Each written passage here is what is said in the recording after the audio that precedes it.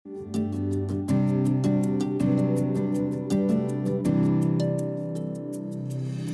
ang pasasakayin natin sa roller coaster. Pagkatapos nun, maaaksidente sila. Bruno? Mami? Baldo? Yes. Sakay daw kayo sa roller coaster. Ha? Bakit? Ate, ano nangyayari? Bakit lumulubog na talaga yung mga seatbelt? Resort, anong gagawin mo? Eh, di pa aandarin ko ulit. Anay! Anay!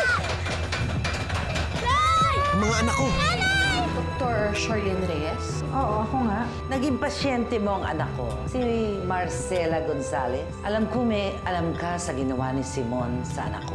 Pwede mo ba sabihin sa akin lahat-lahat ng ginawa ni Simon? Nay! Nay! Nay! Lumapit ka na dyan, Nay! Kaya niyo yung mga anak! Nay, kumari ka! Kaya sila, Nay, bilis! Tara, tara!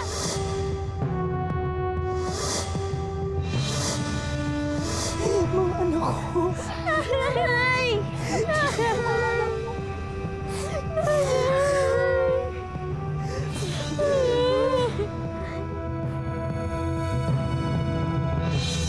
Bumalik ang alaala ni Marcela.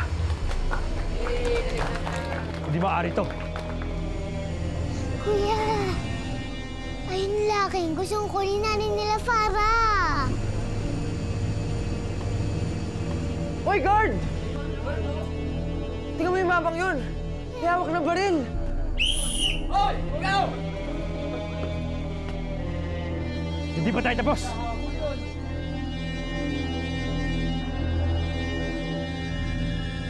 You mean hindi na babalik sa dating isip ng anak ko?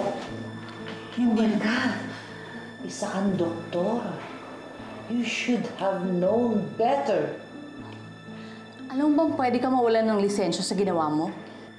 Huwag naman, oh. Please, kahit ano po gagawin ko. Kahit na ano gagawin mo, ikaw na nga nagsabi na wala nang magagawang iba para maibalik sa dating anak ko. Now what? Alam ko na wala ng kapatawaran ng ginawa ko. Pero lahat naman po, ginawa ni Simon para maniwala ako. Ngayon kung ano pong pwede kong gawin, kahit ano po gagawin ko, maniwala kayo sa akin. Very well. Huwag mong sabihin kay Simon na nagpunta kami rito. At pag-ayos na lahat ang demanda laban sa kanya, I will call you and I want you to testify against him. Kaya mong gawin yun? Kung yun ho ang gusto nyo, kung yun ho ang tama. Very well. You'll hear from me.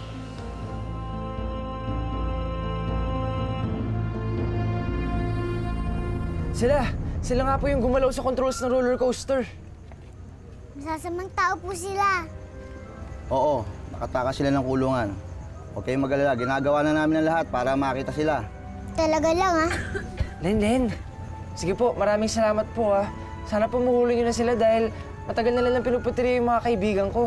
Mas maigi na pumunta muna kayo sa isang ligtas na lugar habang at large pa sila. Opo, sige po, wag po kayo mag-aalala. Sabihin ko po sa kanila kaagad.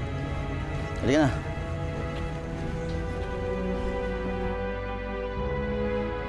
May mga konting galos lang kayo pero wala namang malalang pinsala niyan. Swerte po kami kasi bumalik na po alaala ng nanay ko. Salamat po. Salamat po. Thank you po. Nay, nagtataka lang po ako kasi bakit hindi po gumana yung alaala nyo dinala na po namin kayo sa mga lugar na palagi nating pinupuntahan noon na. Pero bakit ni isa po walang gumana? Oo nga po, Nay. Ano na po bang nangyari? Bakit bigla na lang bumalik yung alaala nyo? Hindi ko rin alam kung paano Siguro dahil sa mga nangyari. Nung malapit na akong mahulog. Nay! Nay, umawa ka lang po dyan, Nay! Umawa ka lang, Nay! Nay! Nay! Nay! Nay! Hindi ko na kaya! Nay, nandito na kami, Nay! Huwag ka bibitin, Nay! Nay! Nay! Nay, tumapit ka lang! Nung makita ko kung paano gusto niyo akong sagipin, nung makita ko kung paano ayaw niyo akong bitawan, nakita ko pagmamahal sa mga mukha ninyo. Parang may nangyari. Bigla ko na lang naalala ang lahat. Ay, naku, Nay. Kung ano man po yung nangyari yun, sobrang saya ko at nangyari yun. ko na kayo makakalimutan ulit. Nay, huwag na po umiyak. Dapat po masaya tayo, Nay. Dahil sa pagmamahal ng mga bata, kaya bumalik ang alaala mo, Marcela. Diyos ko, maraming salamat at binalik mo ang alaala ni Marcela. Buo na ulit pamilya ko.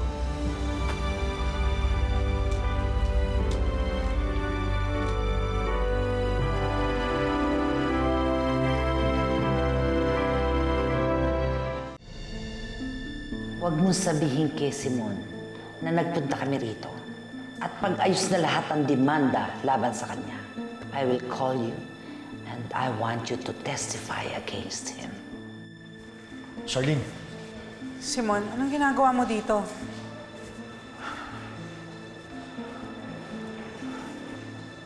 May problema tayo. Si Marcela. Bumalik ang alaala. At hindi lang yun. Nakita ko siya umiiyak, lumuluha. Bumalik ang alaala ni Marcela? May emosyon siya? Oo. Parang hindi natin ginawa yung lobotomy sa kanya. That's impossible. Charlene, paano mo sasabihin imposible nangyari na nga? Hindi ko alam kung paano. Hindi ko alam kung may ginawa tayong mali nung inoperahan natin siya eh. Hindi ko alam kung tuluyan natin naputo yung nerve sa utak niya. Simon, hindi ba dapat natutuwa ka? Bumalik yung alaala ni Marcela na hindi tuluyan nasira ng lobotomy ang pag-iisip niya? Hindi! Charlene, marami hindi ka alam. Kapag tuluyang bumalik ang alaala ni Marcela, malaking problema to. At damay ka dito.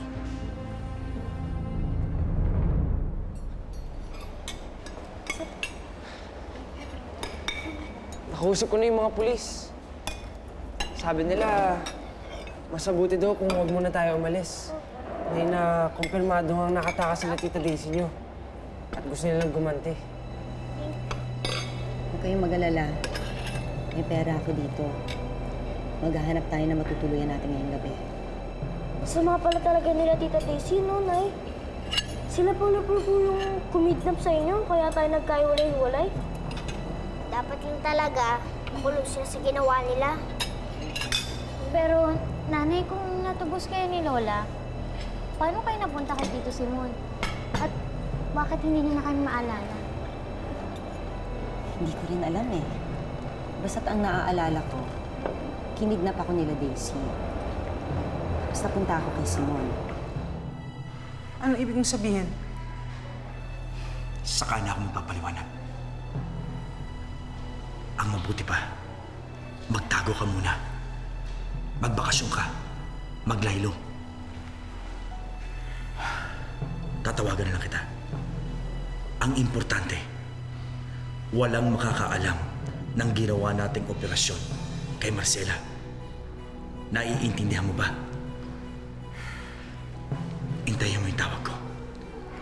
Intayin mo mabawi ko muna si Marcela bago magkaletse-letse lahat. Simon, ano ba talaga nangyayari? Nasaan si Marcela? Charlene, basta sa ako napapaliwanag. Tatawagan na lang kita, okay? May kakausapin lang ako. Saan ka pupunta? Simon!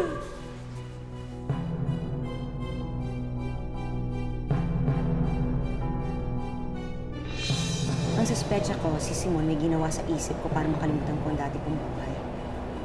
Pati na rin si Mama naloko niya. Ang sama. Hindi ko alam kung ano ang epekto ng ginawa sa akin ni Simon. Pero hanggang ngayon marami pa rin akong di maalala. Ang sigurado ako, may kinalaman siya sa nangyari sa isip ko. Sinasabi ko na nga, be. Masama talaga yung ugali niyo Simon na yan.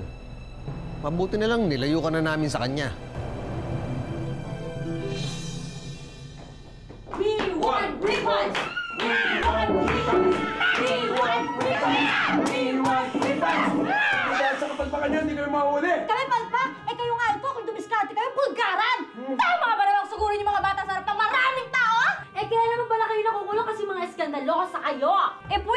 eskandalos, then what are you? You! Mga hayop, you! Kaya nga kami mga pusa. Hey! Don't you philosophy me. You know what I mean. Mga pusa kayo? Eh kung gawin namin kayong siopaw! Kung kanuti kaya namin kayo.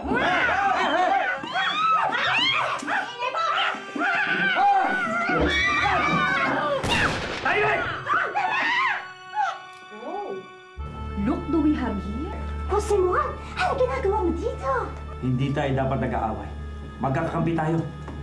Iisa lang kalaban natin. What you mean? Ang kaaway ng kaaway ko ay kaibigan ko. Kaya dapat nagtutulungan tayo. Iisa lang kalaban natin. Ang mga batang yun.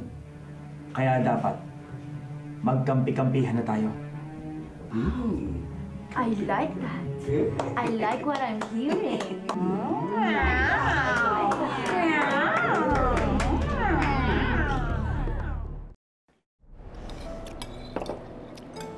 Ang ganadong-ganado ka, anak ka.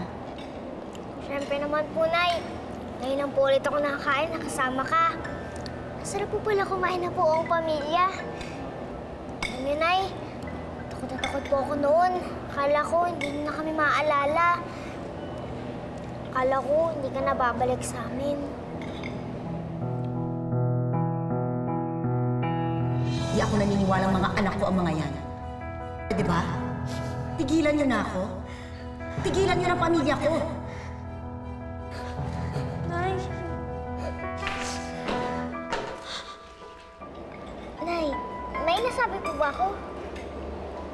Wala, anak. Wala kang nagawa. Nay, bakit po kayo umiiyak? Ngayon na tumama sa isip ko. Lahat ng pagkukulang ko sa inyo. Yung mga araw na pinipilit yung ako yung ina nyo. Tapos tinaboy ko kayo. I'm sorry. I'm sorry. I'm sorry. I'm sorry.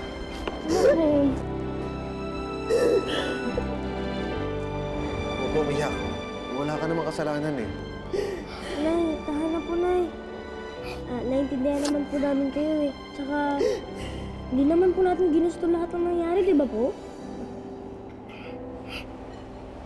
Patawarin niyo ako mga anak. Hindi ko talaga sinasadya. Nay, wala naman po kayong kasalanan eh. Hindi niyo po kailangan humingi ng tawad.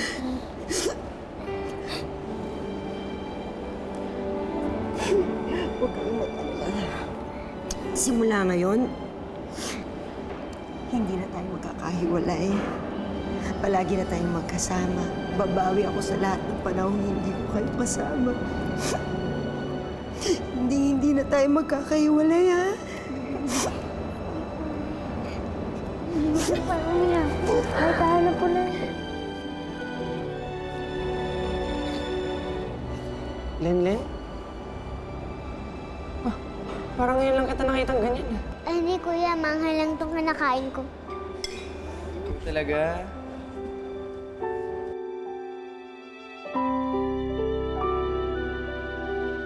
So ngayon, nagkakaintindihan na tayo. I agree.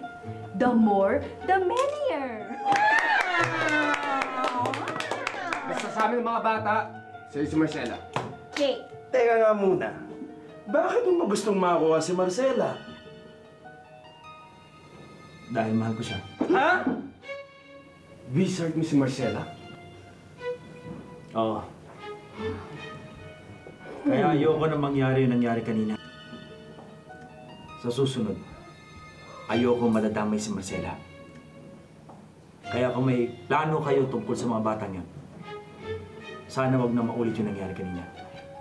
Nagkakaintindihan ba tayo? Malinaw ba? Pues, ang una natin gagawin ngayon, kailangan natin matuntun kung nasaan ang mga bata. Magmamanman tayo. Tapos nun, pag nalalaman natin kung nasaan na sila, magtatawagan tayo. Sabay-sabay tayong kikilos. Yeah. Understands? Okay! From now and forever, all for one and one for everyone! Hoy!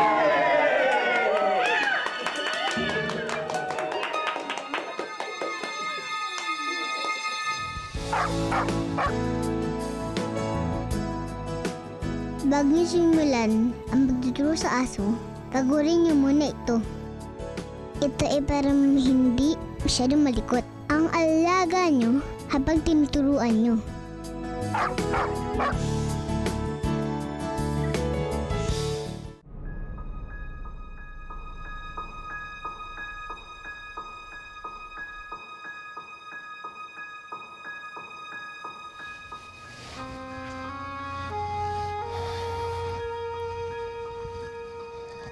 Oh, para hindi ka ginawin.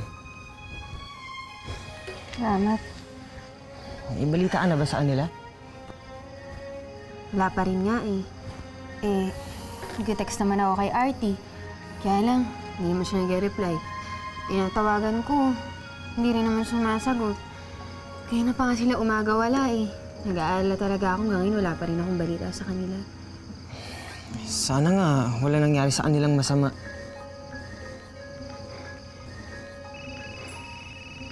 Si Artie? Hello? Hello? Hello, Joanna. Sorry, ngayon lang ako nakatawag ha. Ang dami kasi nangyari. Ano bang nangyari, ha? Yung mga bata, kamusta kayo? Teka. Relax.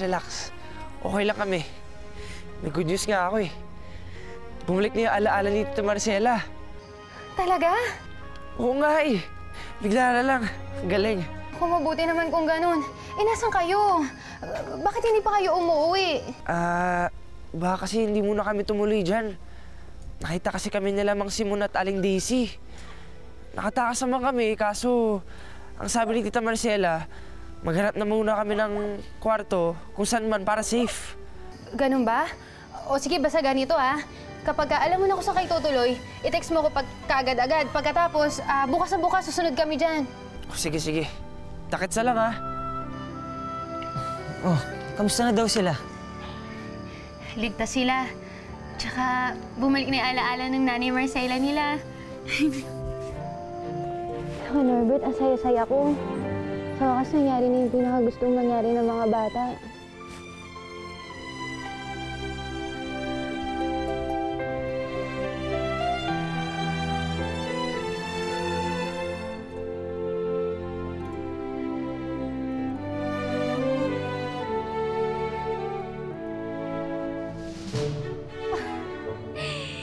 How sweetness naman! Tingit ah.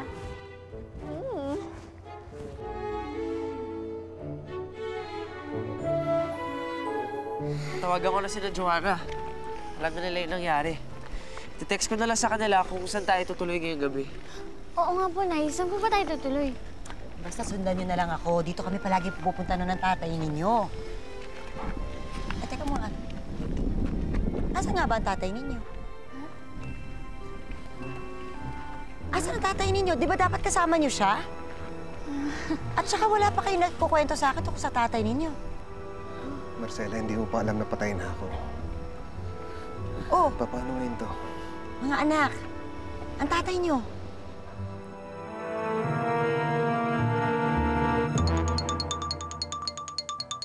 Napakadulas naman pala ng mga batang yun. Madulas pa sa hinto. Huwag na kayo magpalusot. Kailangan natin mas solid na plano. Tawagin niyo sila, Daisy. Hindi naman yung mga bata ang inaalala ko eh. Si Simon. Si Simon? Oo. Bakit si Simon? Hindi ko nga alam kung bakit gagawin niya ang lahat makuha lang si Marcela. Hindi ko kilala yung taong yun. Baka mamaya siya pa manlaglag sa atin. You have points there. Alam ko may mga tinatago pang pakuluyan si Munayan. Kailangan makakuha muna ako ng more information bago kami magtutuos. Alam ko may tinatago kayo sa akin. Sabihin nyo na sa akin ang totoo. Nasaan ang tatay ninyo? Patay na si Tatay, Nay. Para. Gusto ko lang malaman mo, mahal ko, na lagi kang nasa puso't isip ko pa din. Patawarin mo sana ako. Naiiwan ko yung mga anak natin. Pero makakaasa ka na hindi na mangyayari yun. Hindi ko sila iiwan.